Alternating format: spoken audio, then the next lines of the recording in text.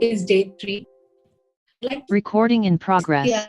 For starting up this committee on MSME and startups, a great initiative now.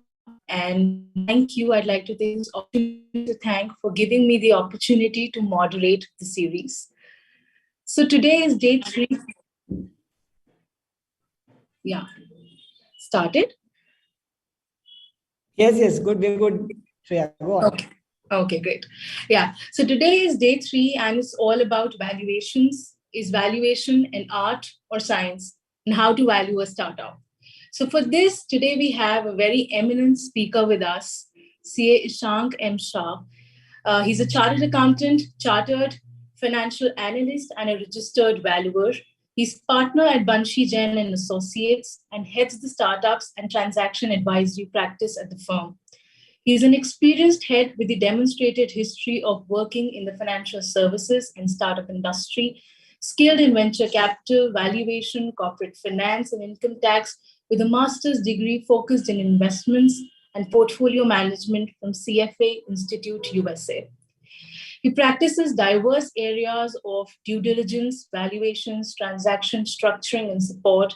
He advises India's leading seed and angel networks, VC firms, incubators, and corporates, and has executed numerous transactions in early stage companies, startups, and mature companies. He's mentored and worked with over 300 plus startups and has consulted angel networks, which include some of the top 10 investors in India, and is closely working with top institutional investors. He's also the speaker at ICI, WIRC, SIRC, and BCAS forums. Ishank also engages and advises startups on raising equity, debt capital from investors, implementing ESOPs, and obtaining tax and regulatory benefits available for startups. In addition, he also advises clients in domains which include e-commerce, blockchain, cryptocurrency, and FMCG on financial, tax, and regulatory matters. Wow, I think we all are intrigued to know about this session, to know about valuations, and the stage is all yours. Thank you, Shreya. Thank you. And good evening to everybody. Hope you're all doing well and good, and Happy New Year. First of all, a big thank you to the Institute for again leading this initiative. I'll also start sharing my screen in a bit. But a big thank you to the Institute as well to have taken up this opportunity, and with National Startup Day being announced this month, or just the last month, I think we have a lot to look forward to. So good evening, everybody. And I think, the art versus science is where the gap is going to lie today evening. And what we are trying to share with you is our experience on how we have been able to navigate valuing some of these companies, both from a practical as well as from a practitioner's perspective. I think that's the driving point and direction I will try to separate and share today evening with all our participants here. So first of all, credits to the team. Shiv Shankari, she's a chartered accountant. She's herself joining the webinar as well. We'll take up some aspects of this, and then Parshva from the team have helped me put this together for all of you. So just a brief background to the Indian startup ecosystem. We have 63,000 odd startups which have registered with the DPIIT under the Startup India program. So I think as practitioners, the first thing is there is an actual body that is working closely on developing the ecosystem, and which is the DPIIT, and they also grant startup recognition as a formal recognition for your business.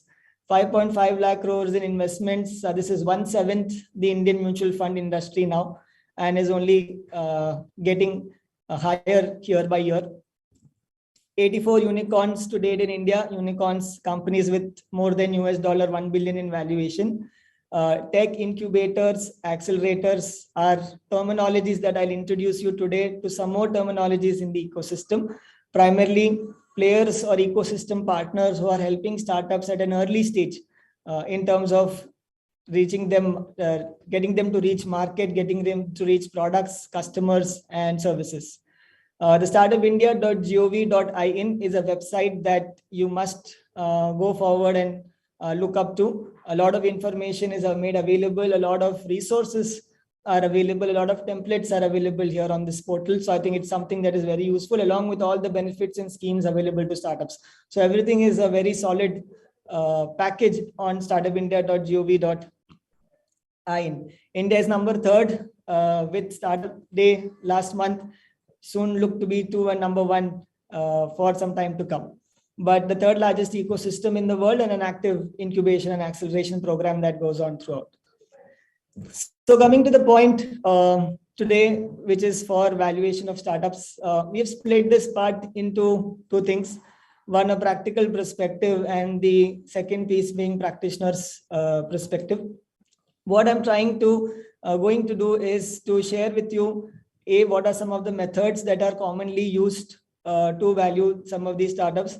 What are some of the limitations that practitioners have with respect to regulatory requirements and methods that we need to follow when we are valuing some of these early companies? So while that's a regulatory method prescription, what is it that is from a larger and practical perspective that can be understood about some of these early and fast growing companies?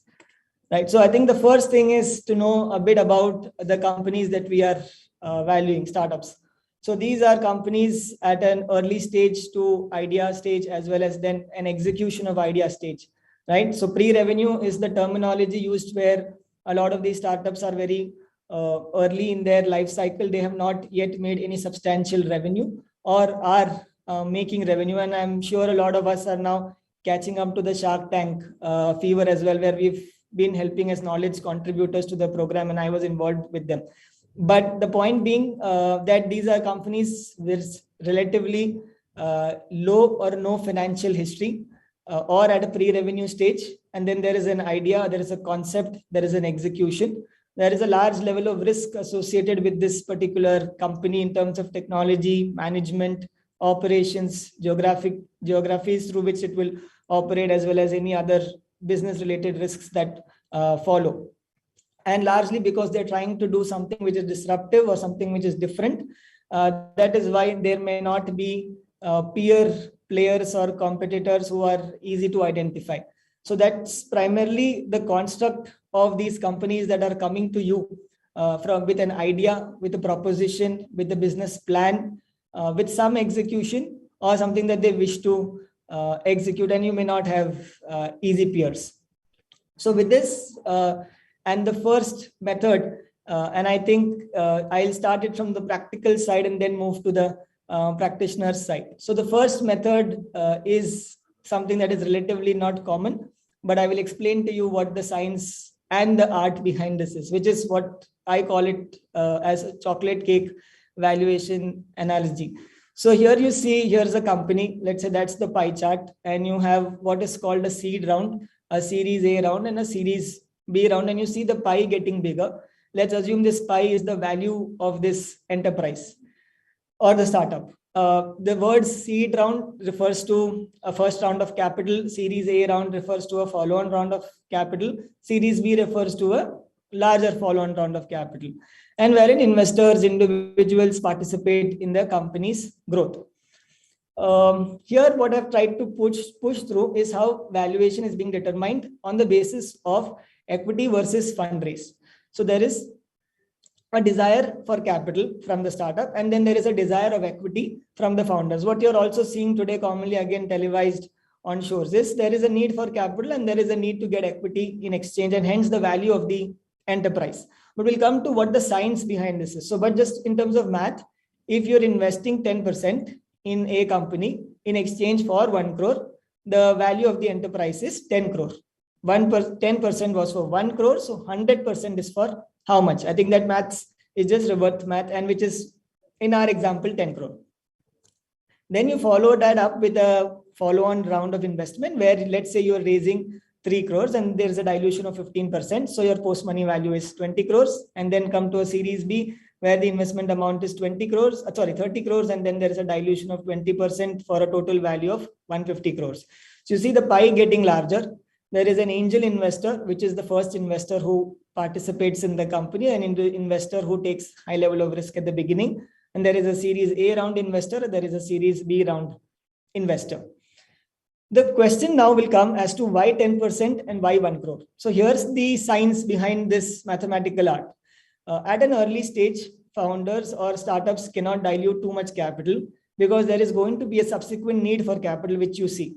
If I, as an investor, for example, ask for 50% of the company at an early stage, I become a partner to the company, not an investor, because I almost end up holding equal equity percentage.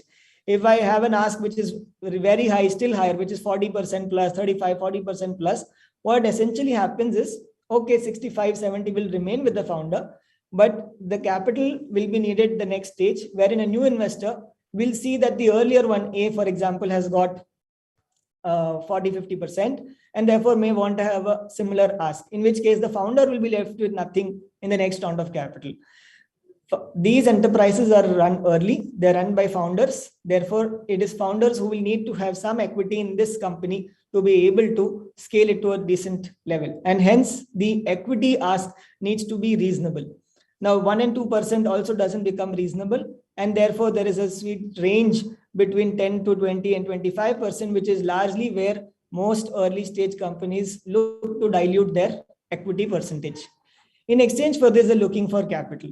Now, as a capital ask, if I were to go and ask for 10 crores for an idea stage business, that's an unreasonable ask. There is no execution, there is no certain plan, there is no path. However, if I would ask for a couple of crores or 1 or 2 crores, there is some understanding that this capital can be used to execute this idea and it may or may not work. Therefore, a certain reasonable ask for that particular equity is what is the best way to get a negotiated value for your enterprise. And therefore, a sweet range of investment asks, which are between 50, 60, 70 lakhs to 2 to 3 crores at an early stage.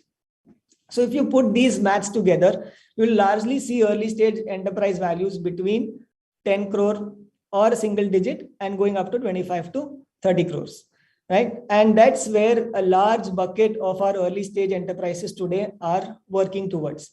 They're trying to see what best is the equity that they can offer and how much is it in exchange of that equity that they can raise capital for. And then there is a series A round where the similar math is working. And then there is a series B round where there is a similar math working.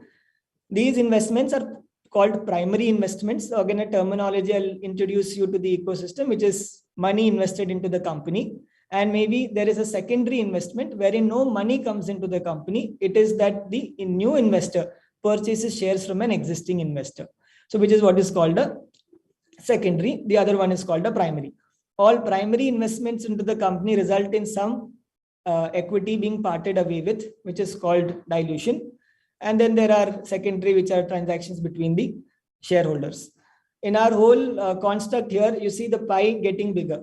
So what is happening is that when the next person comes in and he puts in capital for equity, the value of the enterprise grows. And then series B, the value of the enterprise goes even further. This is how the value of the enterprise is growing, and its discovery is based on the need or science between how much equity we are willing to give up and how much infusion or investments we could get against this equity. So when we do this, what you will also end up discovering is again two common terminologies, which is pre-money valuation and post-money valuation. So pre-money valuation is the value of the enterprise before the investment happens, and post-money is the value of the enterprise after the investment happens. In our example, and in the first case, if we invested 1 crore for 10%, the post-money value was 10 crore. Investment is 1 crore. Therefore, the pre-money valuation is 10 minus 1, which is 9 crore. And you can think of it the opposite way. As a company, you start with certain capital. There is something which is called an ESOP pool. And it is this pool that is the number of shares which are demarcated towards employees. And then there are founders or investors who have capital in the company. These total number of shares divided by the value of the enterprise will give you your price per share. So here's where the practitioner's piece comes in, because as a valuer, you need to A, value the enterprise, and B, value the security on a per share basis in terms of a, in terms of an opinion or in terms of a certification that you are providing. So that is derived as a function of the total value of the enterprise and the total number of shares which are there in the company. And how you discover that is by virtue of what is called in your screen a cap table. So that's another terminology in the ecosystem, and something that as practitioners we will need to learn as to how do you build a cap table. So how many shares has the company started with? How many shares are with ESOP? How many shares have been issued to the investor? You see here there are 1 lakh shares to begin with.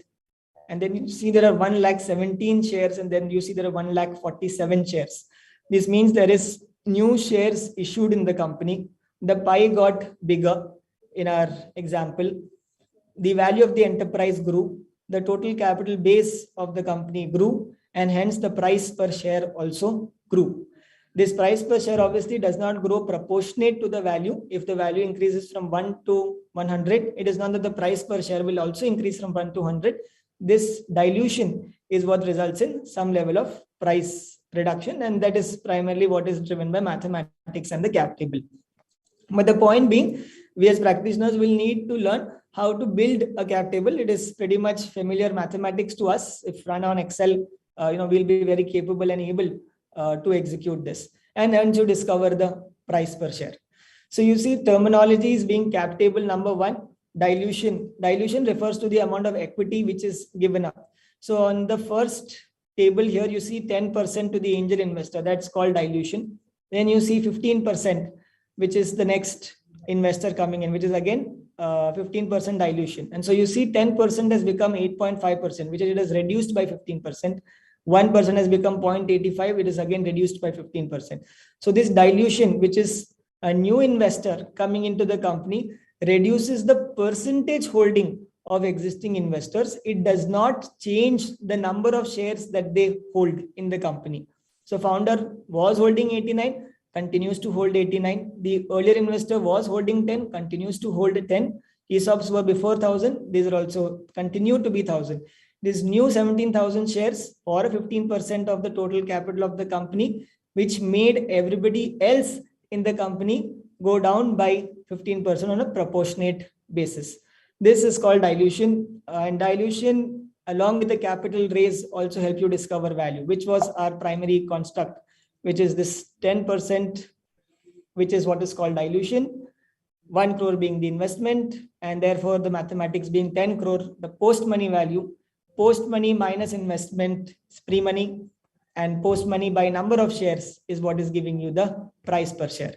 As a practitioner, you would want to understand this mathematic from a cap table and from a valuation perspective. This sort of exercise applies when we have what is called an investment round or a price round. There are startups who do not want to do valuation discovery, who do not wish to discover a value because it is relatively too early for the company to dilute any fixed percentage of equity in the company in exchange for capital. So what they do is what is called a convertible note, which is to raise a round of investment saying that there is no value discovery today, but this value shall be discovered at a point in time in future when the business and the metrics of the company are able to justify some sort of determinable value. And those instruments are called convertible notes, and those are also permitted to be issued by startups. And in these situations, no value discovery happens. Because there is no value discovery, there is no price per share. Because there is no price per share, there is no specific identified number of share at that time.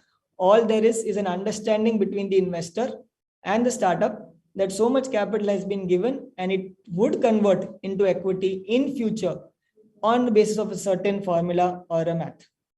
So again, there is only exchange of capital with no equity promise, and therefore no value discovery, and hence a convertible round. Whenever that happens, it becomes a price round. So that's, friends, firstly, the I would say the chocolate cake approach, or the simpler approach to understanding the fundamentals of how value discovery is happening. And in exchange for this, I would like to share a couple of companies which are case studies. Our session will have 3 things that we will like to share with you so that you could refer to this later. One is obviously I'll share the deck with the institute. But second is when we reach the practitioner side of our webinar, a report of how a valuation report for a startup from a practitioner's perspective can be built. And third, how a cash flow model or discounted cash flow model can be built. So we are coming to that in a bit, but want to share some case studies and get a sense to you on practical perspective as to how valuation from a mathematical standpoint first is discovered. So first is an example of Ola, a familiar company to all of us. Totally raised 17 rounds of capital, raised 15,000 crores and last valued at 42,000 crores. So if you look at Ola's journey, which is an angel round, our first, the small pie or the seed round or the angel investor. So founders were at 98% and they ended up giving 18.6%. They raised rounds of capital in between, reached as low as 32%. By the time they did Series A, Series B, Series C, they came down to 32% and had a value of 840 crores. Here the value was 1.5 crores. So it was a really small enterprise when it began its idea of doing app-based mobility. Right. Then they grew further, E2, where founders from 32 became 11, enterprise valued at 15,000 crores, then 11.6, and eventually maybe as recent as May 19, where founders now only have 10% of the business, but is worth 44,000 crores.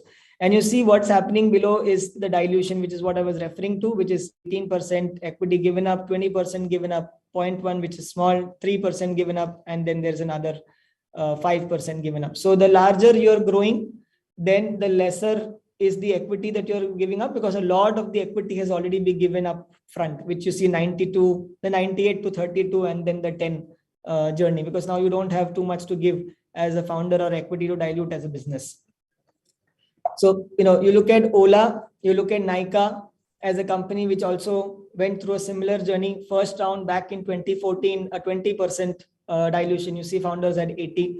You go to 10%, then you go to 1%, and today you have a company that is listed with founders at 52 odd percent. So here's an enterprise that started in those times, and in those days, we are very familiar today, but in those times these were the highest risk takers, and therefore the equity ask from an investor was also quite high. The third is Byju's, another company again. Today valued at almost 130,000 odd crores, right? But a journey from 2013 to 2022 that helps you understand that it gave up 15%, 6%, 3%, 10%, and then eventually now still diluting 6% time. And the founders have 20 odd percent in the company. So three familiar companies to demonstrate the fact that dilution is over a period of time and higher initially, lower later. Capital is also, value discovery is also low initially, and then you see the value grow. For example, Byju's, this was early 130 crores, then 800, then 4,000, then 22,000, and eventually now today at 89 or 130. So these are enterprises that began with the small angel or the small chocolate and grew to become larger enterprises over 7-8 years. You see all of these journeys to becoming unicorns are 7-8 year journeys. There are some outlier companies today who have become unicorns in 2, 3, 4 years time, but that's a very small subset and a very much an outlier. All of these companies are in the business for 7, 8, 9 years and have been at it in order to have discovered a certainly high value for their enterprise. So friends, that's the first one, which is how the business is growing, the value is getting discovered. There is a price per share, there is cap table, there is dilution, there's pre-money, post-money, and then there are convertible rounds or convertible notes. The second method I would like to come to is a comparable transactions method. Now this, because today the activity in the ecosystem is high, can be done more better with research, more better with data, and more better with a lot of information becoming public. So in this method, we are primarily now comparing our startup to a similar startup, or to a startup that does similar business, or to a mature company that is doing a similar business. Though there may not be absolute, absolutely identical businesses for both of these enterprises, because then the startup would not be adding any value as such. It would just be an enterprise that is closely or is in the same sector in which the peer is operating. For example, a Byju's is a well-established edtech startup, and you could have an early growth company like a Vedantu that is today navigating the edtech space. So you have comparable players who may target different segments of the same market but are in the same sector, and therefore you have comparable information. So what you could do here is by accessing ROC and by knowing the first math, right? So while there are today softwares and platforms that are doing this for you in exchange for a fee, our first part helps us calculate ourselves what value of the enterprise is from the ROC data. So if you were to make it cost effective for yourself at an early stage, you could look at a peer company, download the ROC data which is available for you to download. Then with that data, discover the value of that enterprise and use that as a metric to value your enterprise. Obviously, you have date, time, so you have a entire visibility with respect to how the company grew, right? If we are talking about a company today, then in our example, we could look at it from a date point of view as well. So we are able to use this data, compare our business, our sector, our metrics to an established business that raised rounds of capital or has done business, and get audited as well as unaudited information if available, to compare and see what the value of our enterprise should be. So edtech, fintech, health tech, today obviously being technology companies, as well as D2C, which is direct to consumer as a sector. These are all sectors where startups are relatively active, have peers, have competitors, have data, and you can summarize this and provide a very good insight as to what the fair value of the enterprise could be. Also, it is important to understand that you may not necessarily need to reach to one specific value. You could reach what is a valuation range, and then let the entrepreneur discover what is the true value for the enterprise, right? So the valuation range is also something that you will discover out of doing such a process, because you could come to a lower range and you can come to a more higher range of valuation. Though from a practitioner standpoint, again, there is a requirement under the law to come to price per share, which is what I was referring to at the beginning. But nevertheless, the activity of us learning and being able to demonstrate how we know value of early stage enterprises can certainly be done, and a range can be discovered for us to realize things more predictably when we are asked or questioned upon. So that's the method in terms of using comparable companies or using comparable transactions. You could use matrices like an enterprise value to sales, enterprise value to an EBITDA, or enterprise value to number of paid users, which today a lot of these companies have enterprise value to number of apps downloaded, and then they're able to discover what the price or value of each customer is, and they call it lifetime value. So there are some terminologies which are unique to these companies. Would request that when you're taking up some of these companies to understand their business, they have what are called pitch decks, or this is again a terminology used for just simply presentations about their business. And as a valuer, whenever you're going to end up taking some of these engagements, you might as well ask them for their deck or an information memorandum about their companies. And a lot of this information would already be something that they would have with you. It's just something that we might not have thought about asking. So I think as we understand these companies, we'll also understand how much information we can keep with us, process that information, and come out with a refined or a professional approach to how that enterprise can be valued. So that's on the comparable transactions method. The third, friends, is a discounted cash flow method. So before I reach this DCF method, I would like to just spend a bit of time in terms of further, elaborating what the practitioner side has been to. This is what primarily is called the dark side of valuation, because that there is no actual science being levied, or is it just that this is between money raised as well as equity diluted. So, at an early stage, I would emphasize that this is what has been the approach in terms of valuing some of these enterprises. A lot of financial data might not be available. As practitioners, we will need to keep in mind that limited financial history is present, and that we will need to use the information available today and the information which the company as well as us think prudent in order to value the enterprise, and then come to understanding this pre-money post-money valuation piece. Also, there are various instruments that are being used in order to value some of these companies. So equity is a regular instrument. There is another instrument called CCPS, and you see that at the bottom right, which is compulsorily convertible preference shares. So what happens here is that this is another instrument which is a compulsorily convertible to equity instrument. However, investors invest with the intention to get certain preferential rights or terms in the company, and hence they invest in a CCPS instrument. From a practitioner's point of view, if we are valuing the equity or if we are valuing the CCPS, then we need to be clear of the instrument that we are valuing, as well as the terms attached to this particular CCPS instrument. And these terms could also be available to you from a term sheet or from a negotiated term sheet or an indicative term sheet which the company may have received. So this is if you're doing it from a fundraising perspective.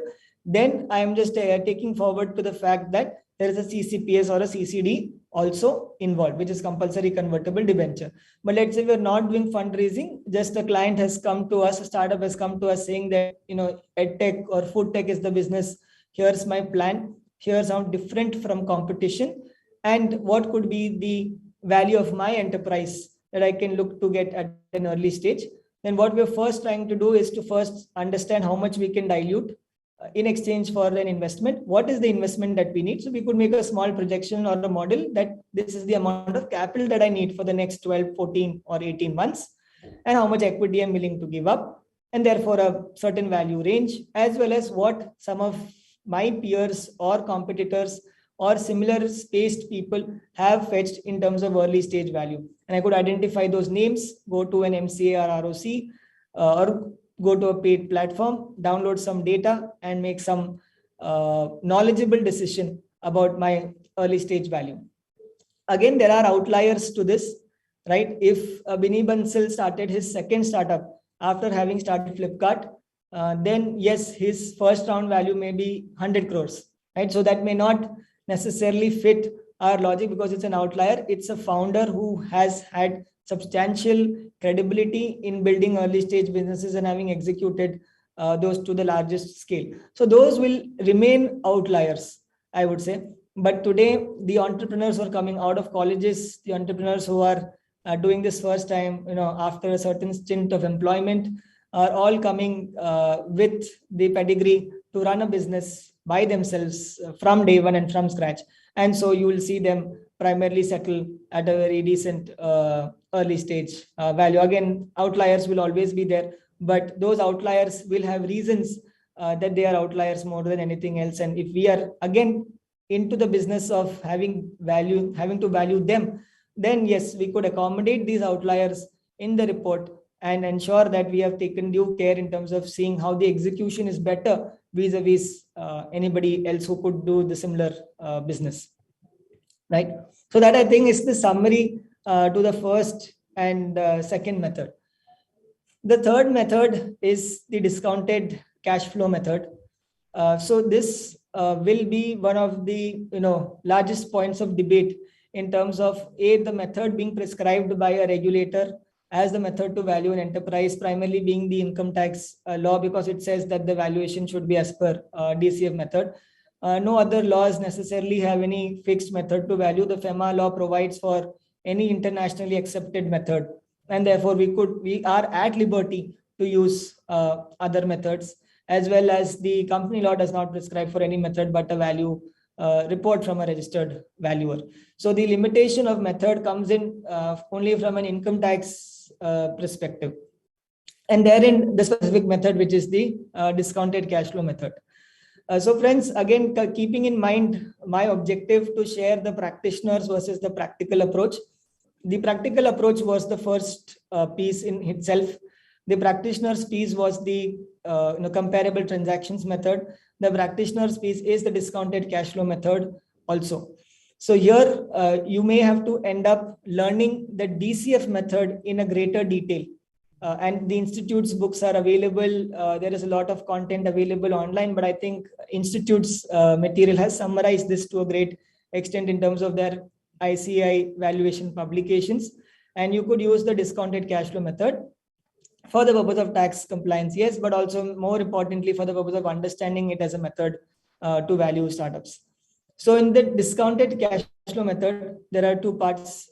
Firstly, there is an explicit period and then there is a terminal value. But before I go there, what is the method? The method involves projecting future cash flows of this startup or the enterprise and then discounting them to present value. In order to project, you would make assumptions. In order to discount them to present value, there is a discount rate, and there is within that rate assumptions again made. So this method involves a greater level of assumption versus the first and second method. The second method being the comparable method, which is purely based on relevant data available and executed, and the first method being discovery of value versus price versus equity give up. So this method involves assuming future cash flows, discounting them to present value, again assuming assumptions within that as to the discount rate that we need to use. But what I'm going to do today is to share with you how a discounted cash flow model looks. These have random numbers, so please do not consider them as a fixture or something that we have done. These are numbers to A, show to you how a model looks. B, what are the inputs to that model, and what are those inputs relevant from a discounted cash flow model perspective, and then how would that discounted cash flow become present value, and then how would we eventually discover the value of the enterprise. So Shankari, my colleague, and like I said, she's helped put things together, is going to first share a bit more about the discounted cash flow method, and then going into how a model looks like and what are some of those inputs that she has used and what are the assumptions to those inputs that you could use in order to value the enterprise at an early stage. But before she goes, Shankari, if you can just come on, and while I'll let you start in a bit, again from a perspective of how will you collect data for some of these enterprise valuations, there are these free websites available online. So databankworld.com, ResearchBytes, Statista.com, Trendline, Traction is a paid platform, Bloomberg is a paid platform, but Finance Yahoo, Ashwath Damodaran's NYU Stern's pages, and Country Economy. These are some publicly available databases which give you industry information, which give you economy information, and Traction or Bloomberg as a platform give you company specific information, right? So these platforms are a good source to obtain the right set of data to do a valuation exercise. And again, why I'm focusing on the part of data or inputs is the fact that the peer review committee of the ICI has required valuers to exercise more discipline in our valuation work and ensure that the reports that we are giving out are backed by relevant data or relevant study at our end, which should not take time in today's day and age because so much of it is available public. It just needs our attention, our collation, our summarization, and our reproduction in the report. So I think it's an exercise that is not difficult to do in today's time. And therefore, our report quality should be of a nature that reflects the fact that we have done our work in a prudent manner to come to the enterprise value whenever we do that exercise.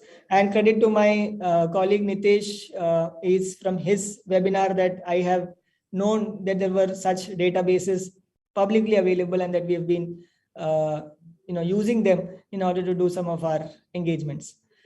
Yeah, so Shiv Shankari, if we could now share with our participants just how a DCF model looks like and what they could look at it from a DCF model perspective. And the second thing that we are doing, friends, is sharing with you, like I mentioned about the quality and the desire for the report.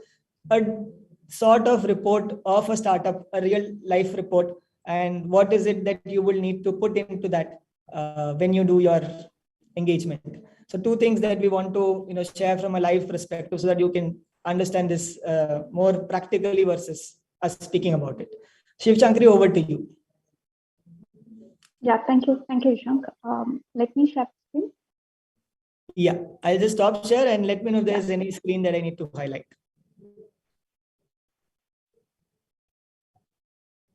Yeah, good evening, everyone.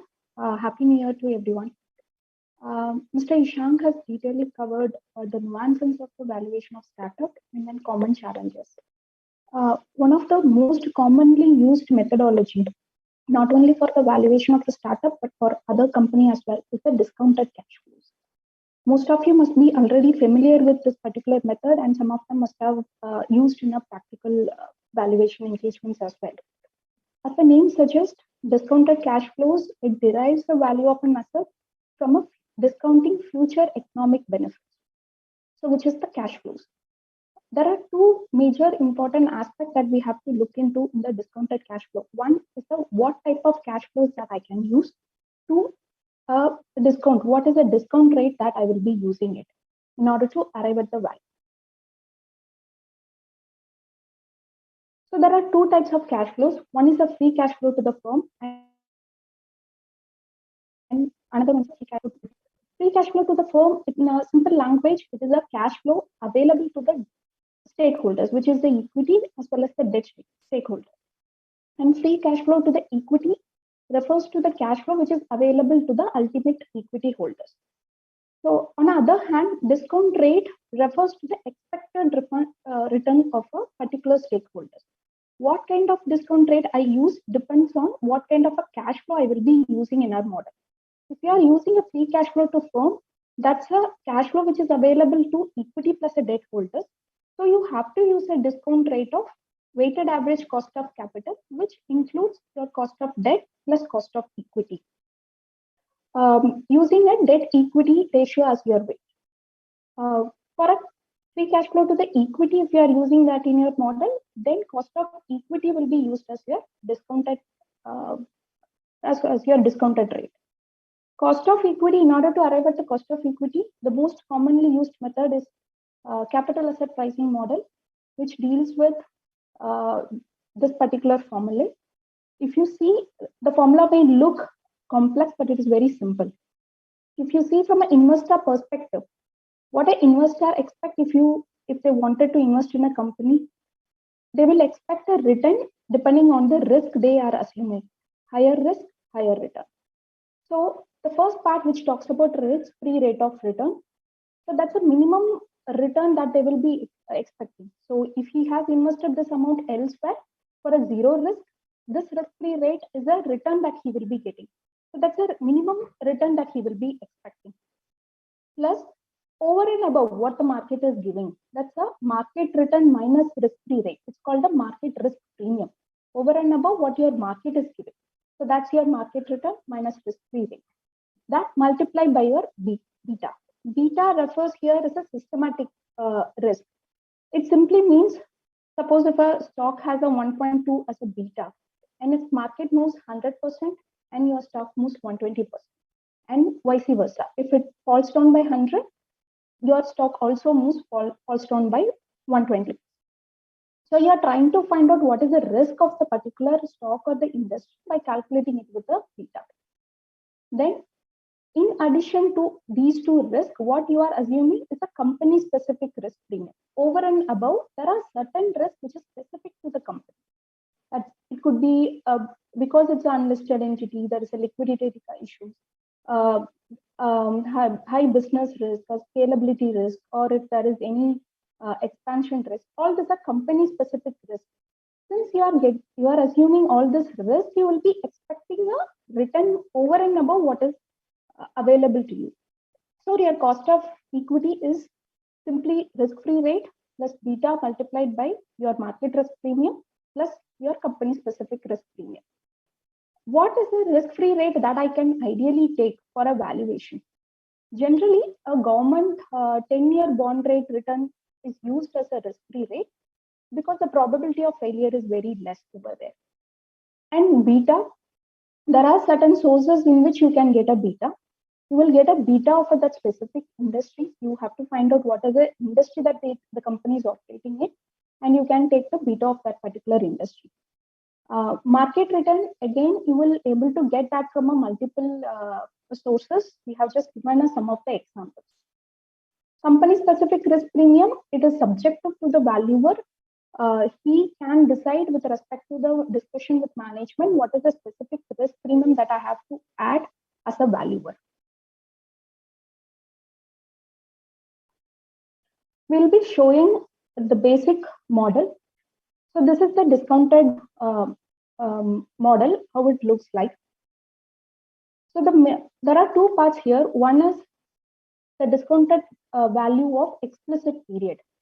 It is highly impractical for anyone to project a cash flows over an infinite period, over a lifetime of the company. So the management may give a projection in detail for a specific period, which is called an explicit period. And over and above, you assume that the company grows at a X percentage, which is a constant growth rate percentage. So that's your terminal cash flow value. So the value of the company it's a discounted cash flow of two parts. One is your explicit period, and second one is terminal period. When you add a cash flow of explicit period and a terminal period, you will get the value of the firm. Then there are certain assets which is called a surplus asset, which is lying in the books of account. Could be cash, could be investment in portfolio companies. All those values all get added to find out what is the value. So here the major challenges comes into picture is what is the number of years that I can take as an explicit period. Ideally, the projection should be in such a way that the growth of the company at the end of explicit period comes to a stable level or at a reasonable level. It should not be at a high growth period. But practically, there are certain companies which will have a high growth even at a explicit period. So we can consider a period of 5 to 10 years as a nominal or a right years for the explicit period. And terminal growth, the terminal growth industry specifies you can take lower of these three, which is your GDP growth, zero coupon yield rate, or an inflation rate. You can consider this as it's an advisable one to take that as your terminal growth rate, but of course it's left with a valuer.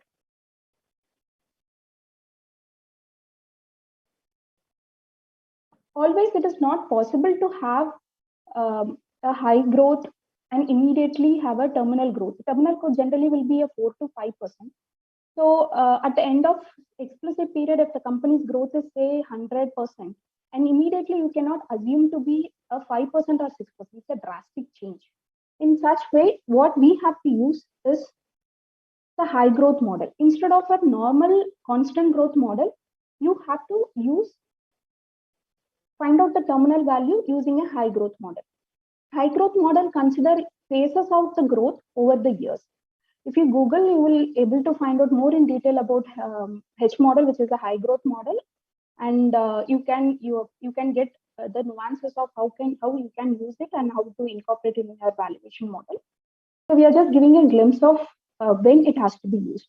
So whenever the company having a high growth at the end of the explicit period, it is advisable to use the H model to find out the terminal value. And there is sometimes the case of a probability of failure. Not all companies will succeed after a specific period. So you also account in your valuation what is the probability of failure that will kind of giving you the right perspective and right valuation of the company. There are certain points which you have to take care in the valuation model. One, the projection given by the company may be really unrealistic. So for which, as a valuer, the projection is no longer the responsibility of the management. As a valuer, you have to have a discussion with the management and find out what is the probability of achieving this particular projection. And you should understand the revenue drivers and cost drivers and what are the industry trends to see whether the projection given by the company is realistic. Even after having the discussion, if the valuer feels the projection is on a higher side, they can increase their cost of equity to such a extent and find out the reasonable value of the company. And other point which you have to note here is, while you use the beta, it has to be, you are taking the beta of the company industry, and it has to be re-levered to specific to our current company, the subject matter of the valuations. So if suppose the beta which you are taking is re-levered for the specific company, you have to unlever that and you have to re-lever back to the company. Again, the formula for getting this in detail is available online. You can you can learn more in detail over there. But this is one more point that has to be taken care of. And the company also needs to see what is the sensitivity analysis. The valuer, it's advisable for a valuer to see what is the sensitivity analysis, because there is even a small change in your DCF input that will result in different valuation for the company. So sensitivity analysis gives a better idea for those who are relying on the report, how the valuation will change if there is a basic change in a DCF input or a cost of equity or a growth rate which we are using it. This can be built in using a what if analysis in Excel itself. Is a simple process, but this is advisable to use it over the period, over in the valuation report. That gives a better idea for the investor who is relying on that. These are some of the points which we have to take care of it. And over to Mr. Ishank. He will be taking in detail on other regulatory aspects as well. So, Shankar, before we go there, again, in the model itself, if you could also show as to how, if you can just open the model, those sheets that were built behind in terms of, how some of these inputs were used in terms of assumptions to estimate expenses or to estimate income. If you could just show that again. Yeah. So the basic revenue and expenses are being captured. Your screen is not visible, Shankari. 1 minute. Are you able to see the screen now? Yeah. Yeah.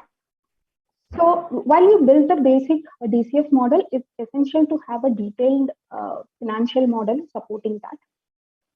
So the revenue has to be captured in detail. Everything should capture. This is a detailed financial model what we are using it. It's depending on the company which you are doing the valuations. So what is the revenue of the company? What is being split it into the different revenue drivers? And while coming to the expenses, again, it's being split it into the various expenses wise projection has been made. In case of employee expenses, you should know what is the number of employees that a company is going to project, who will be working with the company in order to arrive at the revenues. And fixed asset, the company should give you the projection about different assets. And you also need to see whether this particular projection which is given by the company is a reasonable one. Service industries, if they give a high capex projection, you should ask why there is a high capital expenditure in case of the service industries. If the company is required to be invest in a different fixed asset or not. So everything has to be in a detailed level.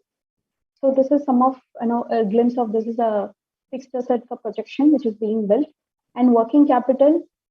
Ideally, again, the valuer should have a discussion with the management to understand what is their normal working capital period, whether the projected working capital period is in line with what is the previous audited one, if the company is already being functional, or if it is the new one, you should also try to map it with the industry rate. And also it is always advisable for the valuer to build in a cash flow to see how the cash flow is moving on. It is not only the DCF model, but also the cash flow and a balance sheet needs to be there in supporting of it. While you do that, as Mr. Ishan says, comparable transaction method, you also need to find a similar company or suitable peer in the group. Company's transaction multiple has to be found out, and that has to be used as a benchmark to check whether the valuation projection which is given by the company or in line or in a trend.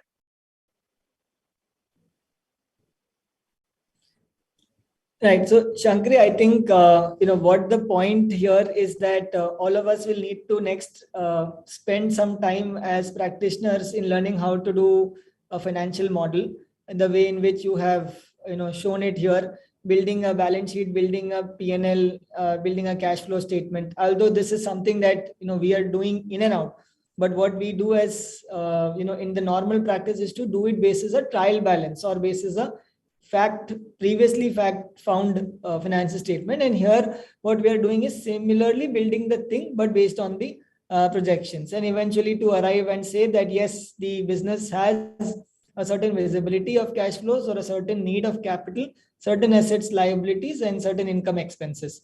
So I think building this out for the future is the difference. It's not that we don't know how to do it as practitioners. I think it's just that we have done it for past, now we're doing it for future. Yeah. And then Shankari, and one more point which we like to highlight is that cost of equity. So generally we have observed the cost of equity could have been same for over the years, like during the explicit year as well as for the terminal year. So it is advisable to have a different cost of equities because the risk you are assuming is a different. During the explicit period, the company is going to have a high growth. The initial year, they will be incurring a loss, then they will be in a high growth one and they will stabilize it. So during the high growth period, your expected return will be more so as your cost of equity. The cost of equity will be on a higher side. Whereas on a terminal year, your growth is assumed to be on a constant rate. So here your cost of equity has to be reduced. If you see here in our model, the cost of equity on the first explicit period is quite high, and a terminal year it has drastically come down. So this is also the another point which every valuer has to see.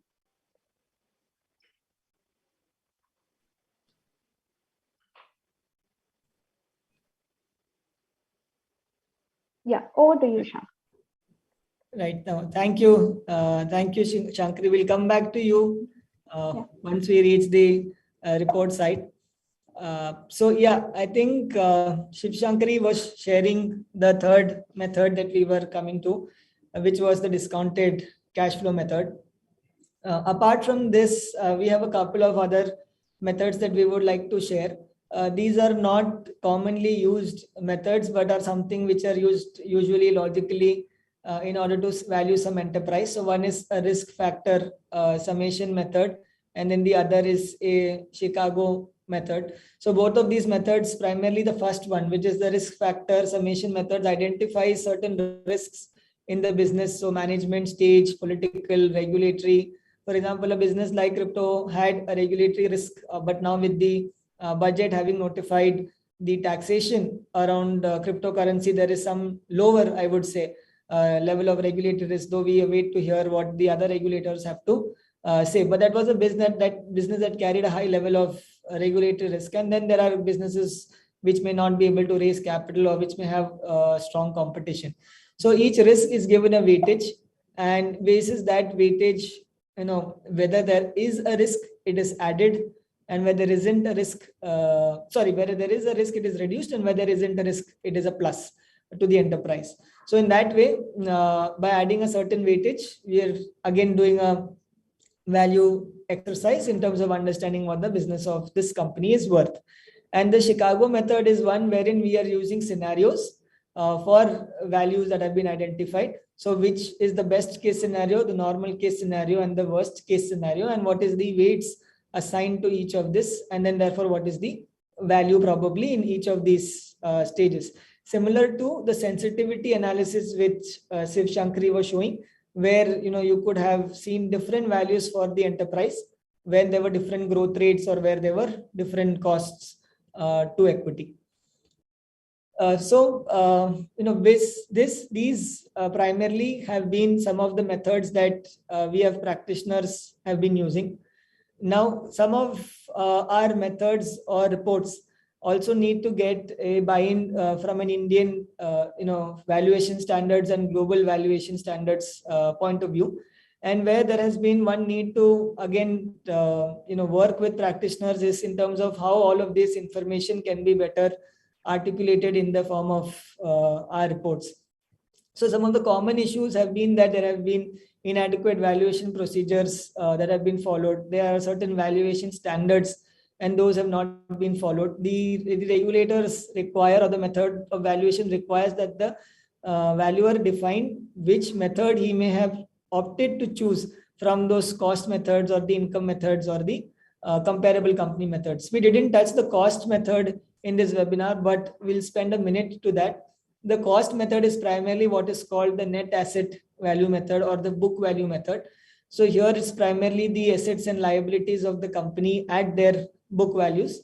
And you could adjust this for fair values and come to an adjusted net asset value method. But either ways, it is dependent upon the startup's existing financial net worth, which in most cases prior to investments are negligible or negative. So therefore, that method as a option is relatively not focused on.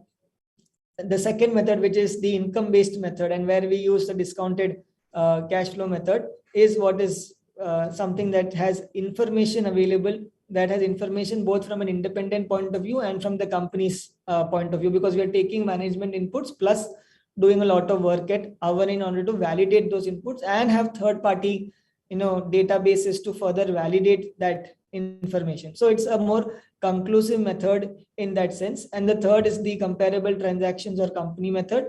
Again, therein requires the need for peers, which usually are difficult to find, but if found can also be a method that is used. And then you have the more regulatory angle of having to choose a specific method as well. So there, the reports from the valuers and need to specify this in detail. Thirdly, in terms of disclosures as well, that these are the databases and these are the inputs which have been used from these databases. And in case there is any third party work that we have relied upon, then the use of that third party report or relevant information. And then the minimum information about the enterprise, about the startup, about having received its pitch deck, about the sources of information, about what is the security being valued. So these things have been missing in the reports, though they may be known to valuers as well. In the need for time or in the need for doing something more quickly, these things tend to get skipped. So we have to share with you another live demonstration in terms of how a report could be made. This is only indicative. Again, just to share with you, we have tried to summarize what all you would need to put together when you do that particular valuation report for a company, more particularly an early stage company. So Shankari, if we could put up the report that we have, an illustrative report for companies. Yes.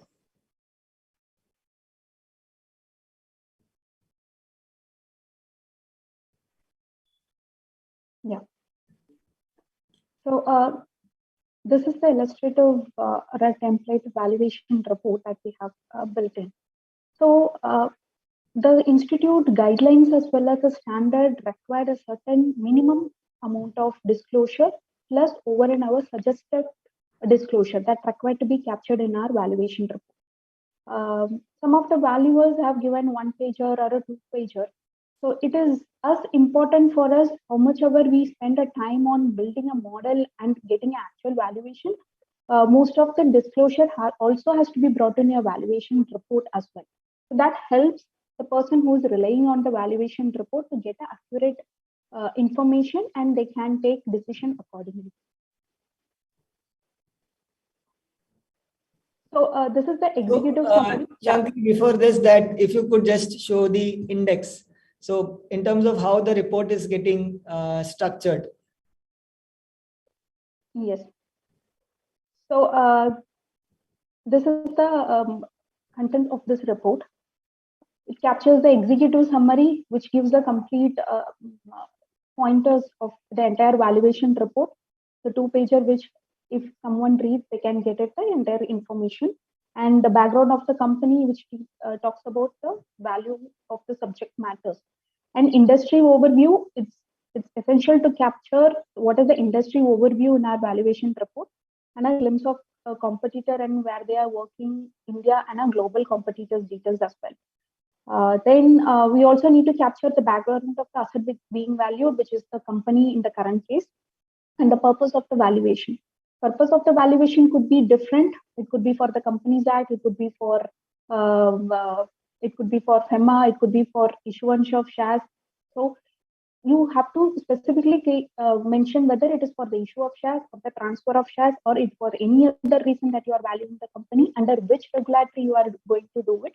Everything has to be clearly mentioned. And appointing authority here, you also need to give information about the management who is appointing you, and the details of the appointment letter and other details.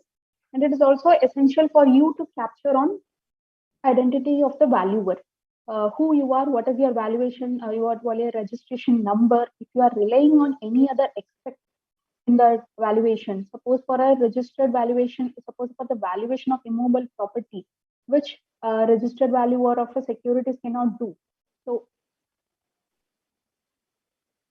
So you have to naturally depend on the other expert who has valued that particular asset. So you have to disclose about the details of the other expert valuation which you have relied on. Next, the basis and premises of the valuation that you are going to do, that needs to be captured, and disclosures of the valuer's interest, whether you have any interest in the company, whether there is any conflict in the engagement, that has to be clearly written.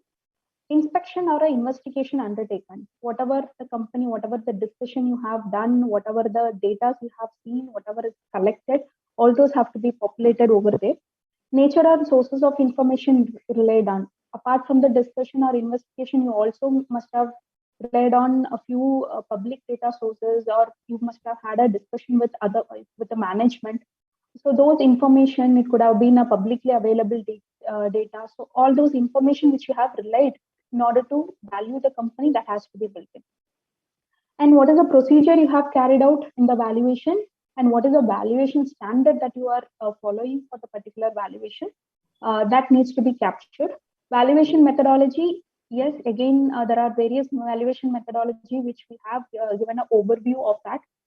It's all depend on what is the purpose of the valuation that you are doing it, and the selection of the valuation methodology has to be clearly mentioned why we are selecting this particular valuation methodology and not the other two.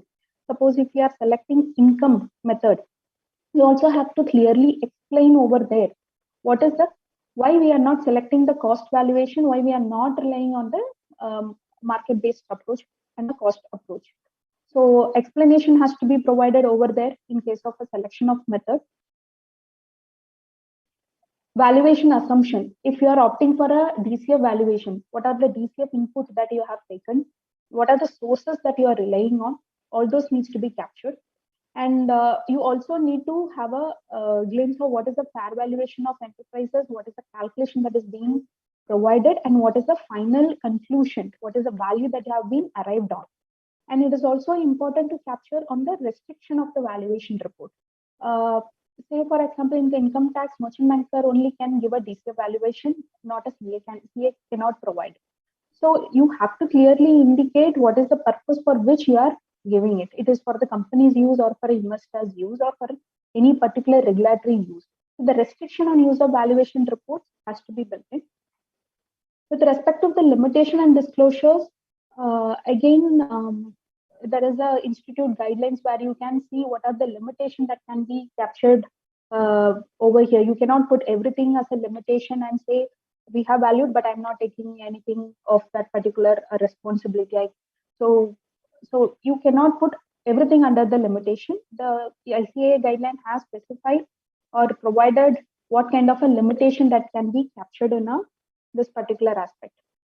And apart from this, you also have to give details of what is the current capital structure, what is the projected financials, glimpse of what is the numbers that is being relied on, and what is your valuation working.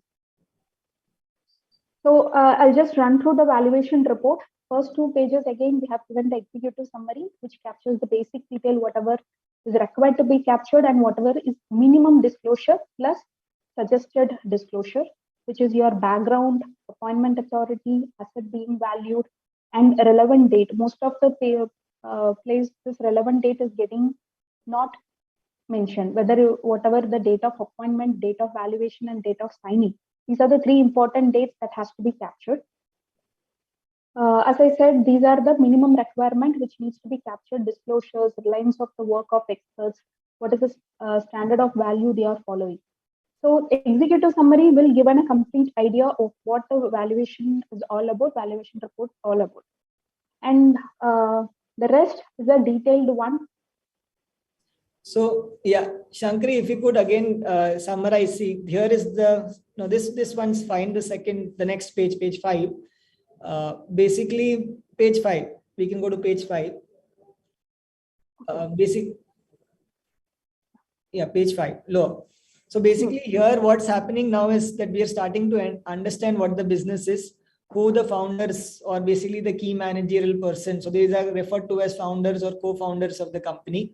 The cap structure or the cap table of the company, something that we saw again back right at the beginning. Capital being equity shares, CCPS, ESOPs, total number of shares, what's the amount in terms of paid up, as well as an appendix in case the shareholding is far more detailed. There are today companies that have 30, 40, 50 investors who have invested in the company. So there are the number of investors who hold different classes of securities are there. The second is about competition. The third is about industry overview. A lot of this information is available from the pitch deck of the company. So you see one of the sources that Shankari has mentioned, which is pitch deck, which is the enterprise's information memorandum, and you could use this. Plus, there is a reference to the stage of the business at which the startup is at. So a stage again is to be identified, that whether it is at a stage where it's pre-revenue or it's early in terms of revenue generation, or there is a good amount of revenue, and in terms of profitability, whether it is at unit economics level profitable, whether it is loss making, or whether that is broken even and there are profits in the enterprise. So those things also are being put together when you're summarizing about this particular business. Yeah, go ahead, Shankari. Yeah. So again, everything has been captured over here in a detail. Your background of asset which is being valued, purpose of the valuation again captured in a detail, identity, basis and premises, and disclosures. And one important point on the limitation perspective. So no longer we can say a projection is only the management's responsibility. I'm not getting any responsibility out of it. And valuer is equally responsible to find out whether it's a realistic projection which is being provided by the management. And here, nature and sources of the information, we have captured all the details about the company's basic details, the relevant data, management representation letter. In case of any database, public database that you are using, that also needs to be captured. Investigation about company's historical operating results and the financial market conditions, whatever we have investigated and we have relied on, those information also needs to be captured over here. Procedure and a valuation standard, whether you are following ICA valuation standards or international valuation standards, what are the other valuation guidelines that you have relied on, what is the FAQs that you have relied on. So what are the documents that you have relied on in order to build in this particular valuation model, that also needs to be captured. So valuation methodology, I have informed earlier. You have to clearly indicate what approach you are selecting and why you are not selecting the other two approach. The other two approach, the reason you are not selecting may be because it's not available, or it is available but you are used as a benchmark. Ideally, it is advisable as a valuer, it is advisable to do valuation under different methodology and find out and keep that as for the records. All the supporting documents have to be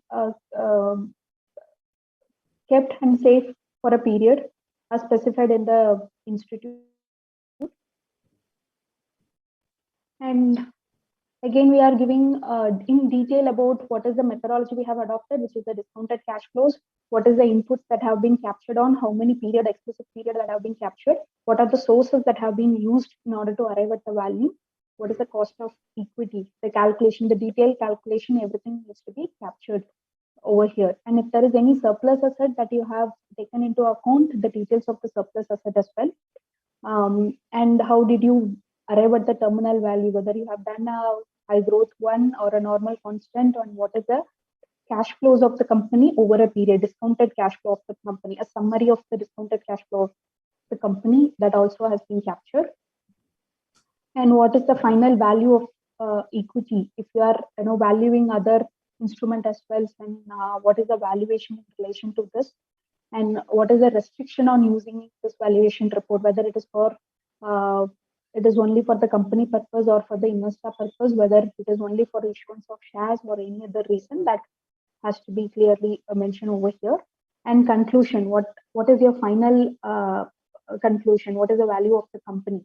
So that has to be specifically mentioned. As Mr. Ishang said, valuation can be in a range, but for a regulatory perspective, it has to be determined, a particular valuation has to be determined, which can be used for a regulatory perspective. And here, you also need to provide whatever the working you have done as a part of your valuation report, details of your cap table structures, and DCF valuation, the working, whatever the working you have done, that needs to be captured over here. So this valuation report has been built in a such a way, whatever the minimum requirement and suggested disclosure that needs to be captured as a part of valuation report. So every valuer has to at least incorporate the minimum disclosure, which is mentioned as per the standards. So Shankari, if we can go to page, sorry, I just missed this. If we can go to page 14.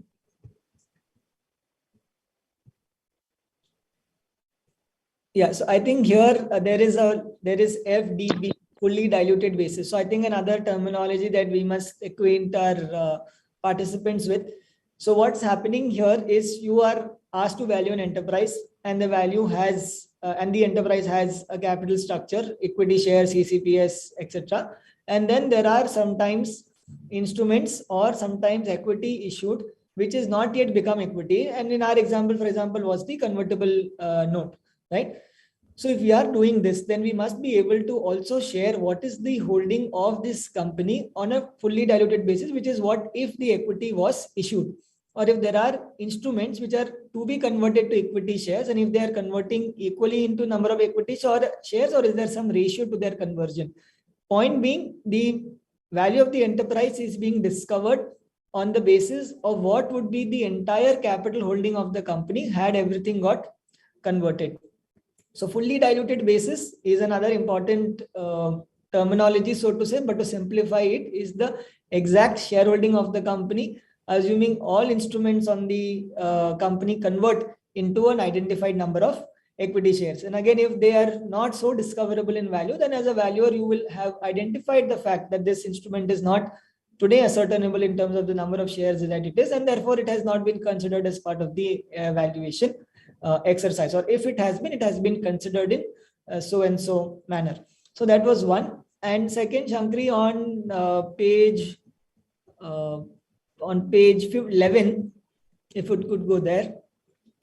Yeah, here if you could draw attention to, again, a practical perspective, that when a lot of these startups are going to be valuing instruments, they're valuing CCPS shares. And different regulators or different requirements have a conversion ratio that needs to be identified or to be articulated, if there is one that is already understood, or if there is a differential conversion ratio, then how would it work? So how can valuers also take into consideration for startup companies that do use these instruments for the purpose of valuing their enterprise? What is conversion ratio and how that could be captured in the report, and more particularly over here, I believe. So Shankari, you have any views on this as to how do we do that? Yeah.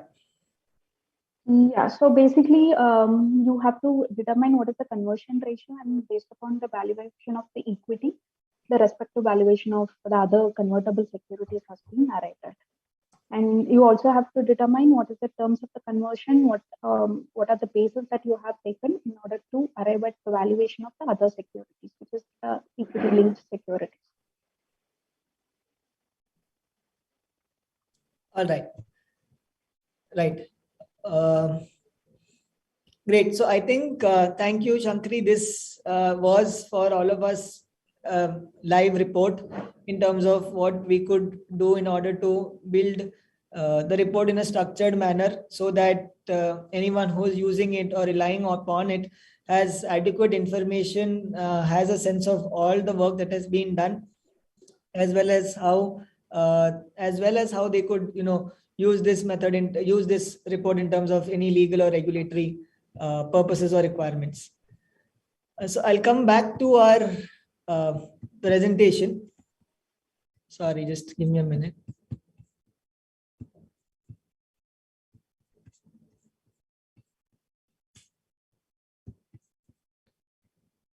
Yeah. So I'll come back. I'll come back in terms of the laws under which, and these will be the commonly asked questions as to how we could work with these enterprises. Sorry, just a minute.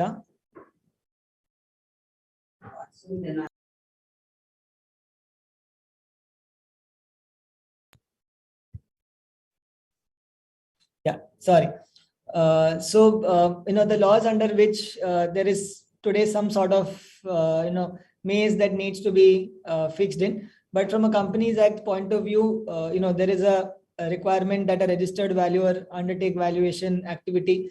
From an income tax point of view, there is a rights offer, that's a private placement, and there are transfer of shares. Is usually again unique to startups. It is not that the universe of valuers is restricted to this, but the fact that when it is startups, it's usually some sort of capital formation and some sort of capital structure that is going on, and hence the valuers are more frequently approached. And then there is a FEMA, which is the law with respect to cross-border transactions, and there again there is a need for the valuers to provide valuation reports, either if it's a rights issue, private placement, or a transfer of shares. So sorry, I think, is the screen visible? Yeah. Okay, sorry. One stop.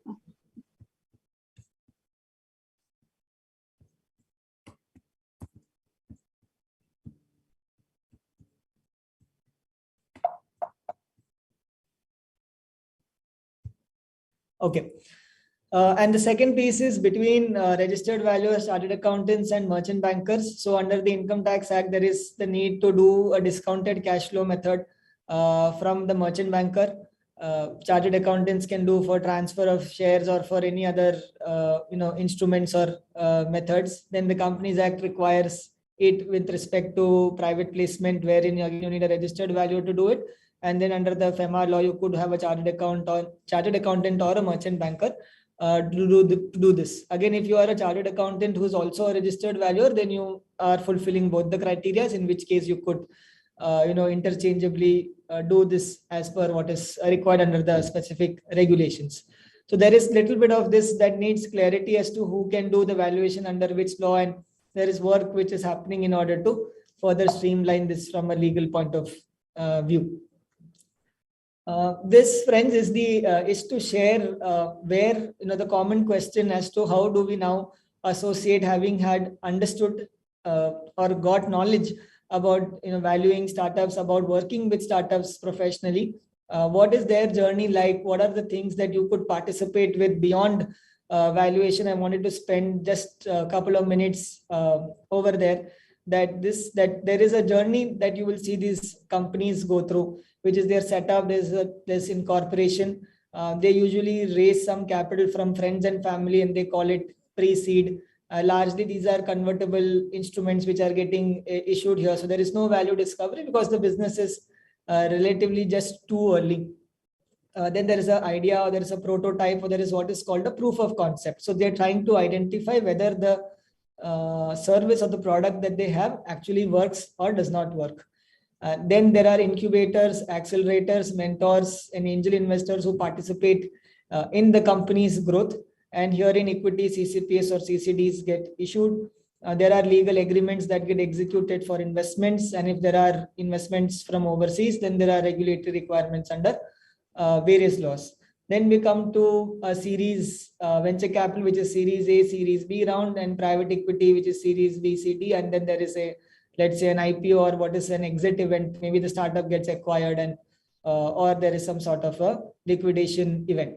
So herein, these stages are fast growth stages, I would say, wherein a lot of capital is being infused in some of these companies to enable them to scale their business. So scale, again, just a terminology used in the ecosystem to grow the business faster.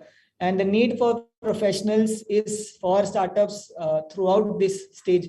We'll see valuation is almost at every stage, but beyond valuation, there is an entire spectrum of professional services that us practicing chartered accountants can work with startups to do and to enable and be participants to their growth. So yeah, that's what we wanted to share about the entire exercise of valuing enterprises.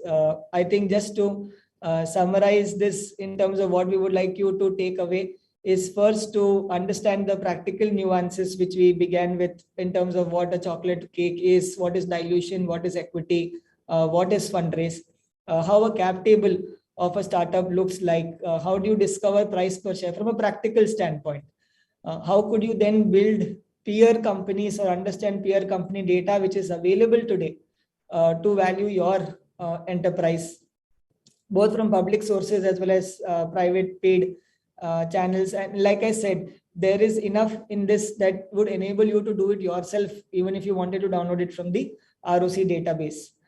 Some companies, just to show their journey, how they diluted capital, how they are worth today's value. And you'll see this journey is a journey of 7, 8, 9, 10 years. I mean, Ola is 2011 and we are 2022, and Nykaa is 2014, 2013. So these are companies that have been at it for 7, 8 years. It is just that today this catches a lot of attention versus what they were when they were relatively early.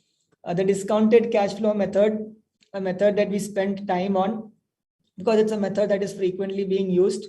The inputs to that, those inputs, a model and a report that justifies the work that you have done for that particular enterprise and to be able to demonstrate it. So I don't think, I mean, our common issues that usually come to with valuers should be eliminated with this, with the kind of quality of work that us as professionals can put together. The reports will be needed under various laws, will be needed for various purposes. These are only just indicative. And then there is a journey that I think all of us can be a part of.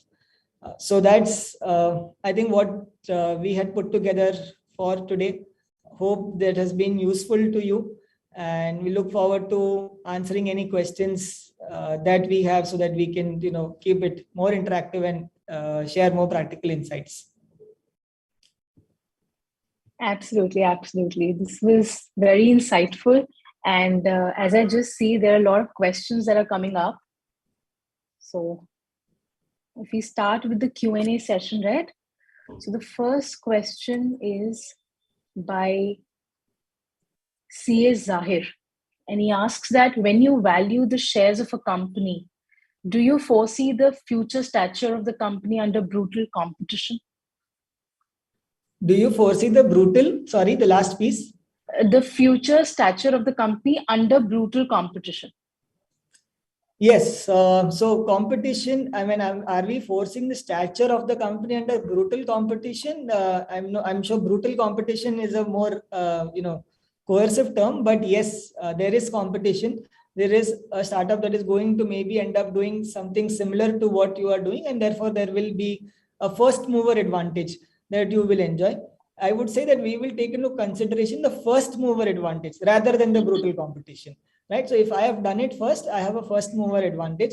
That is what I can better utilize. And hence I am considering a first mover advantage in my projection versus somebody brutally competing with me, which he may end up doing, but I would be a first mover to that market or to that business or to that product. And that's to my advantage. But yes, competition will get fractured and we will, see how that can get realized and normalized over a period of time. Okay. This one's by CA Falguni.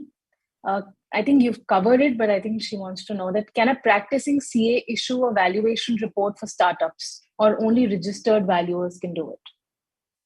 Yes, so you can do, a practicing CA can do. However, the limitation Falguni is, I would say, on the higher side, because a DCF method, which is again something that is preferred, can only be done by merchant bankers. And under the Companies Act, you could do it from a registered valuer standpoint. So then as a chartered accountant, your means or methods to value are very limited, primarily restricted to transfer of shares, etc., which may not necessarily have a very long or a detailed valuation exercise compared to a more fair value discovery for the enterprise. So I think getting up to mark and becoming a registered valuer would be the right direction to go to, Falguni. This one's by CA Madhavan, and he asks that where there are no precedents in the methodology of valuation, what is the process to be adopted? For example, sometimes the market-based value calculations may not be available, particularly in close-held companies. How do you deal with them, and what kind of disclaimers need to be given? Yeah, so what we are saying is that we don't have any peer company information available in public domain, right? So like I said, I want to enable you to use a private domain, which is otherwise public, like an ROC, identify competition and use that to do valuation. You need not necessarily have access to such a paid database. But that said, and because you do not have that information, you may want to use a DCF method, which enables you to understand what the business is going to look like and have a fair value range today. Plus, you want to do it on the basis of cost, then you can tell here's the lower end, of your value, and there's the higher end of your value of the business. So assuming we have no peer comparable, we are the first, I would say, the most unique business. Let's assume that kind of a profile exists. Then let's do a projection of that uniqueness, how it can earn us revenues, and what would be the fair value today. Okay. He also asks, there's an addition to this question, that in this digital era, whether valuations will undergo any changes in digital formats. If you could just guide me for any developments for future of valuation techniques. Yes. So I think one thing that we are actually moving forward fast is on a valuation of intangibles. And B, valuation now of digital assets, which I feel will also come through as we get more formalized. So valuation of intangibles is one more challenge where there are much more unknowns. And again, there are methods like relief from royalty method, which primarily involved projecting cash flows and coming to fair values today, and then using publicly available databases to do value. So I think intangibles is one practice, and second is going to be digital assets, where again, there isn't any structured information available in terms of how these digital assets are getting valued. So you look at NFTs and then crypto and tokens here. There is absolutely no information, and so yeah, I think that is going to be the next thing as a challenge for practitioners. Right. I think you've answered I think it was a very similar question by CA Karan, where he was asking about the intangible and its valuation. I think very well you've answered. So coming up to the next by CA Anurag Gupta, for an experienced professional looking to build a career in valuation startups, what should be the starting point and path ahead? And sorry, the last piece. And what should be the starting point and path ahead? Okay. So I think an experienced professional, firstly, you could become a registered valuer, because I think that has merits in terms of being focused in a certain practice and being able to demonstrate that, right? A doctor is a doctor because he's pursued that professional education. Architect is an architect because he's done that. So a chartered accountant, if you pursue the registered valuer course, complete the examination, I think that's the first path to go to in terms of demonstrate that, yes, you have subject matter expertise in a more greater detail. The second is to, I would say, approach co-working centers. I hope now we are out of the pandemic, we will be back to startups working out of these offices where a vibrant culture exists. A lot of companies work out of these offices. You could go there, spend some time, meet them, have those interactions, and they will eventually be business. So if you want to work with startups, to go to these co-working spaces, attend some of these events, though virtual hope soon will become physical. We're talking about what next to do. And thereafter, become participants to their growth, and plus, do work with them. So I think these two things, RVO and go to co-working spaces or interact with startups on events, will help you get some work going also from your end as an experienced professional. Great. This one's by CA Mohammed. He's asking that early stage startups are valued on the basis of projected sales, while IT department disputes the very basis of project sales. So what do you suggest for such cases? Yes. So one important thing over here, firstly, from again, like I said, it comes from the point of view that there is more beyond valuation for startups. Firstly, startups have, and this is specific to IT department, the question, startups have what is called an angel tax exemption. This is granted by the income tax, under the income tax law. A startup which is registered with the DPIIT can apply for the angel tax exemption. And you could also understand how a startup will be registered with the DPIIT and even do that as a professional opportunity.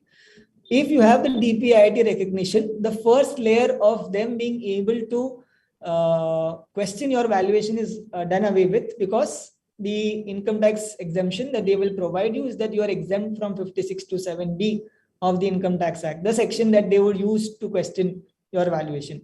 So you are exempt from it if your startup is DPIIT registered and has angel tax exemption.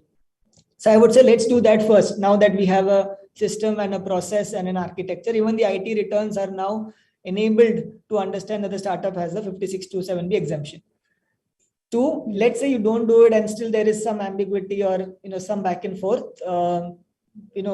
Income tax questioning projections has been litigated and debated, and largely all of those rulings have been in favor of the SSC, wherein the tax department has, the courts have held that the income tax department could not go retrospective and compare the actual sales versus the projected sales, and therefore that such line of argument was not a valid line of argument. So that's been in terms of its legal history, but angel tax exemption is there, and if we were to go back and do this, you will have some legal proceedings in your favor that will help build your case more stronger. Okay. This one's by CA Dwarkanath. Please suggest good reading for valuation of intangibles. Any suggestions? Good reading for valuation of intangibles. There is our institute's material, I would say, is the first one. Please start from there. Second, there are books published by Wolters Kluwer's. They're good. They have a dedicated book on valuation of intangibles. So I think these two things that I know of and I have read from are good sources to start with. Perfect. So this one's by C.A. Chaitanya. How do you arrive at a percentage number to company-specific risk premium in DCF? That is, how much risk premium do you add, or scalability risk, etc.? So Shankari, want to answer this? How do we come to company-specific risk premium? Since it's something that we had covered. Yeah. So basically, this is again with a discussion of the management. You have to understand what is the risk, and you also need to have an knowledge expertise on industry-wise. You have to compare the company with the industry and see how the company is being different and what is the specific risk that is being captured. And again, this company risk premium, there is no formula or something that you can arrive at. This is subject to the valuer and his judgment.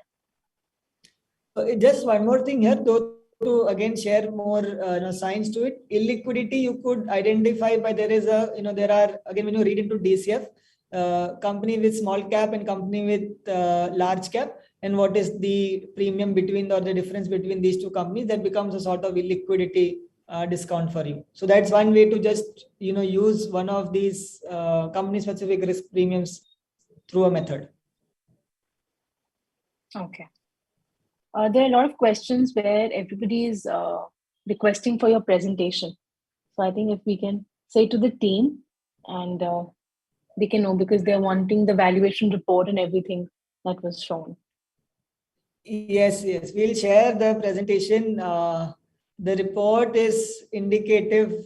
Please understand that our purpose was to make sure that you see something live and the kind of effort that will just need to go behind it. And I think we'll just discuss that and come back and we'll share that also. No problem. So the next question is, when no market value is available due to closely held, then PECV method is being used. Is that correct? Okay. That's my method to use. Yes. The PEVC method, again, just to share what is being referred to here, is that PEVC funds, these are institutional investors. They invest in companies with a desire to get a certain return on their investments, and their return desire is primarily based on the fact that they have experience in investing in this asset class, and therefore their experience tells that this is the kind of return that this asset class provides. So they have a certain fixed return in their mind, a percentage return, 20, 25, 30% is what is the IRR in an India context. And then they understand what is the value of this business basis a 25% discount return. So if they invest today 10 crore and their experience says that they could get a 5x return on their investment, 50 crore or 60 crore, then what is the present value of that investment using a 25% discount rate? And therefore, what is the enterprise value today? So that's just how they operate because of their experience in being in the investment business and knowing what expectations they have vis-a-vis their investors. Now, next, I think we'll take a couple of 2-3 more questions. This one's by CA Anil.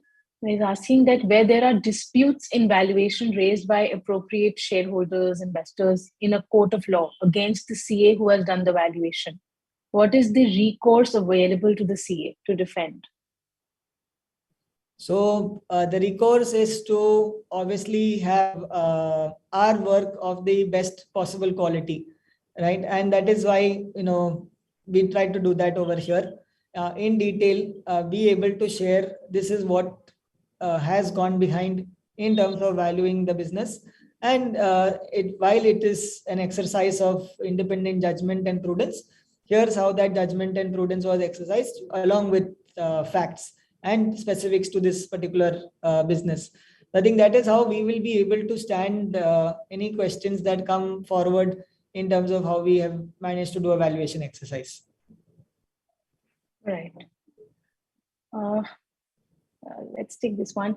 So the question is it possible for MSME units as private limited companies get valued and attract investments? Yes, absolutely, no problem. Very good data point that the MSME law is there. Can MSME enterprises also attract investments? Absolutely, yes, no problem.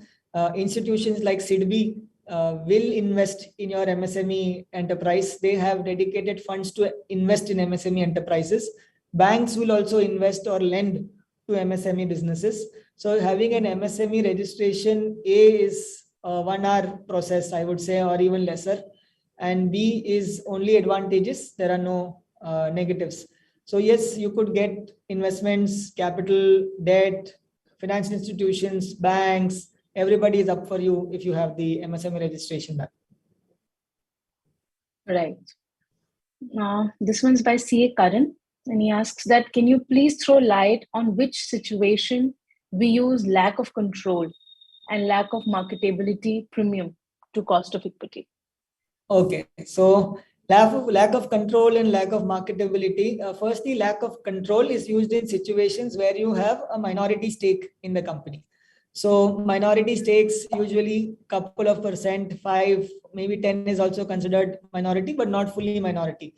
So when you have less or low percentage in the company, that is when you're a minority and therefore you have a lack of marketability. And what was the other one? Sorry, Shreya? The other one was the lack of marketability premium to cost of equity. And the first one?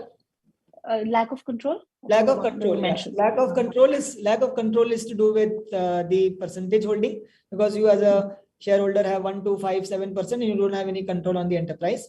And lack of marketability is to do with the liquidity or illiquidity. That is primarily the small cap, large cap discussion that we were doing, that this product is illiquid and therefore you will not be able to find a buyer easily for your stock. It's not listed on a platform that you can easily discover price and sell. You actually need to go find a buyer to buy it for you, from you. This one's by CA Avipsa Kar.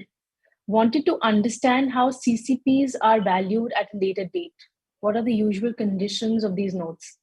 Let's say someone pays 50 lakhs and a note is issued to him. What happens when a new investor comes and a valuation is done? Okay, so when the CCD was first issued, which is 50 lakhs was invested, there was no valuation discovery, right? That's the beginning of the company, and a new investor has come into the company. When you would, as an investor, invest 50 lakhs, you would be okay with that no value is discovered today, but you would say that whenever the value is discovered, I would get a discount to that value because I have invested more earlier and taken a higher level of risk. So usually how these convertible notes are structured is they have some sort of discount to the next round's value. And it is this discount that is then used. And basically the investor who has invested at the lower price will convert at that discount whenever the next round of investment happens. That is the advantage that the investor has in investing early, but not doing some value discovery at the moment. Next, we have Pavan Loya, and he asks that is DCF pre-money valuation or post-money? Can we deduct the capital raised in future period from DCF valuation? So the DCF is post-money because it assumes that capital has come into the business in order to achieve all of those projections, and your cash flows, when you build them, will also reflect capital infusion. So it is post-money, and then you do post-money minus investment to come to pre-money, which is standard. So you could do it that way also, but DCF is post-money. Now we have CA Temple.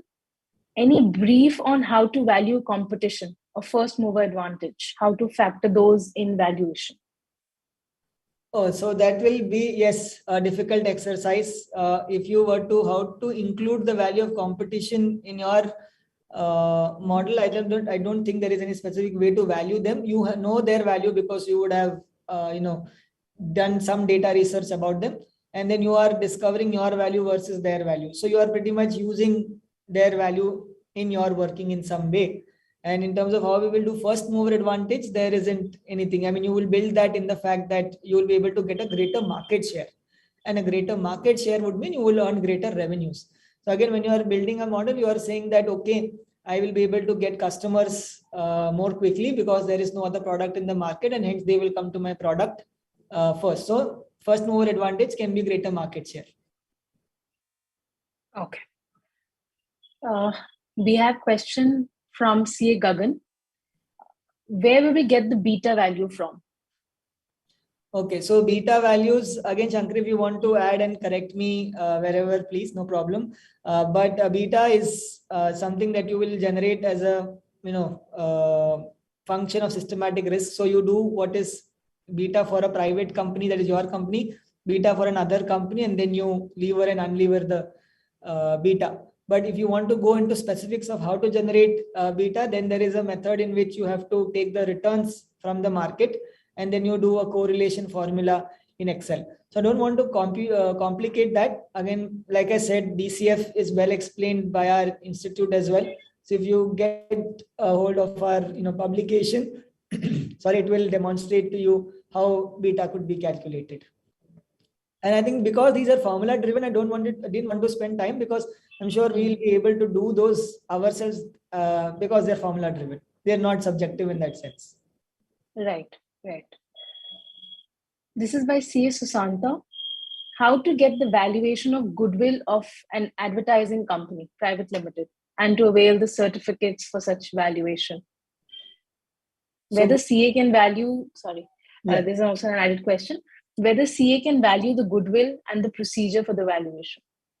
Yes, so goodwill is in some sort the value of the enterprise itself.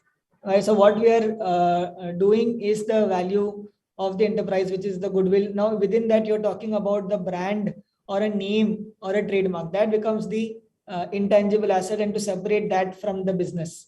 But otherwise, what you are doing itself is the value of the business, which is the goodwill of the business. And if you're saying that within that goodwill, there is an element that is different from the value of the business, then we could again understand what is that element and how does that add to the total value of the enterprise. And then we remove those two things and make them separate. Okay. I think there are a couple of questions where people are asking regarding how to safeguard a CA. Like also there's another question where when there are controversies in valuation, would there be any peer valuation order against the valuation already done by a CA? No, not an order. There is a peer review activity that our institute is doing.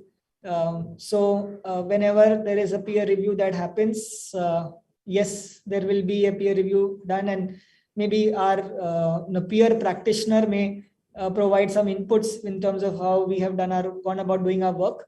So that is one. And two, orders would come in if our quality of work is not reflecting of the nature that we are expected to do. Right. So that can come in case there is any lack of quality from our end. But as long as we are able to demonstrate that there is sufficient quality and effort going into our reports, this would not be the case. I don't want to make it too much, but Shankari madam mentioned about valuers with 2-page reports or 1-page reports, right? So we are saying that please try and not make it so simple, because it isn't so simple. I'm sure you as a valuer have done an effort, have put in time, have understood some things. Let us find a way to demonstrate that in the form of a report and make sure then that whenever such things happen, we are not affected by those events. Right. I think we'll take this as the second last question by CA Rajat Chawla. He's asking, why can't FEMA valuation report be issued by CA using DCF? FEMA valuation report can be done by a CA issuing DCF. If that's the question, I think FEMA may private placement or rights issue. We have done a yes. And I think in a CA, please let me see if I have again done a yes. So yes, your CA can do if it is under FEMA only, and a CA can do that. DCF method can be done. And again, I'm sure he understands better that the section 5627B does not apply to a non-resident. So therefore, the merchant banker requirement doesn't come in. And that's why he's restricting the conversation to a CA doing a FEMA report, which is yes, for a non-resident. Yeah. Yes. So this question being the last one goes like, when there is a takeover of a privately held company by a listed company, how valuation exercise to be done, as projections for DCF will not be available for the privately held company, as it's going to be merged with the listed company? Oh, so when there is a merger or a takeover, then obviously you would go through an NCLT process or you would go through a SEBI process, the listed company being the buyer in our case. And again, it's not that you will not follow the projections. Why? There would be an historical background. That is why the valuer would be buying the buyer would be, or the listed enterprise would be buying your company. So I'm sure you will be able to do a fair value discovery, a fair value of the seller, and then there is a fair value of the acquirer, and you do in a merger what is called a swap ratio. So if there are 10 shareholders who have capital in the company, and then there is a large public company, if our enterprise is worth 10 crores and the listed enterprise is worth 100 crores, then we would get 1 share for every 10 shares of the listed entity. So that is a swap ratio that is getting identified. Value is getting identified basis our known methods. Obviously, it's a listed enterprise, so they will also make sure that everything is accurate. We as sellers would want to discover the best value. And as long as two people are on the same page, shareholders are on the same page, then you would do a merger with a swap ratio as the means to achieve the merger or the takeover. Great. I think I'm getting a lot of questions, so just taking one more. In valuation computation, do we consider future fundraising? Example, at Series A projections, would we consider Series B? Would there be a plan to raise Series B to fund CapEx? Yes, so when you build those cash flows, I'm sure you will have the need for capital will come in if we are spending more than what we are making. And therefore, in order to fund that growth, we would need capital. that capital need not be, positioned as Series A or Series B or, a nomenclature of that nature. But yes, there will be need for capital, and the business will raise that capital as and when it needs. So when you do your projections, and if your projections are of a nature that business needs money in the future, you will have built that in the projection itself, and therefore the answer to that question is yes, you will build in cash flows. You will build in investments, into the cash flows. Perfect. I think with this, we'll wrap the Q&A session. And taking a full circle, I'd like to thank CA Shank for his excellent deliberation, for his lucid presentation, along with Shiv Shankari's mentioning it to details, and for answering to all the questions in real time. It was truly beneficial to one and all, and seeing the questions and the number of questions that are coming up, I think it has been a very, very interactive session. Thank you so much for your time. I'd also like to thank the leaders of the committee, the chairperson of the committee, CA Dheeraj Khandelwal sir, vice chairperson of the committee, CA Pramod Jain sir, for making this first year of the committee itself so full of information and knowledge, bringing up webinars and courses and classes every fourth coming day. Thank you so much. And to the entire secretariat, leading by the secretary, Dr. Sambit Mishra. And last but not the least, I'd like to thank all the participants for their active participation. And next we have tomorrow's fourth day of the masterclass, which is finally, it's going to be the agreement. So let's sign in tomorrow at 5 p.m. to know more. And this has been a great session. Thank you so much, everyone, for your time, and have a great day ahead. Thank you. Thank you. Thank you. Thank you so much.